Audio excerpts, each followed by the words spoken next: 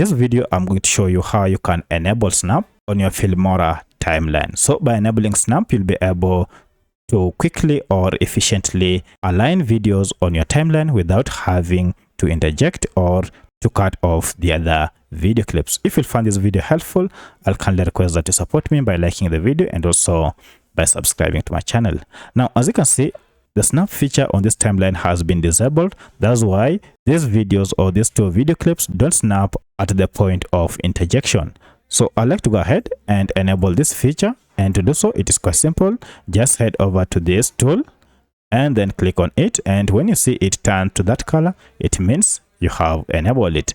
Now, each and every time I try to move this, it will go ahead and snap at the playhead or at the end of the clip, and you can see now the video clip has aligned pretty well.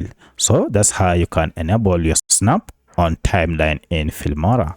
If you have any other question, kindly let me know in the comment section. Otherwise, thanks for watching, and let's meet in the next video.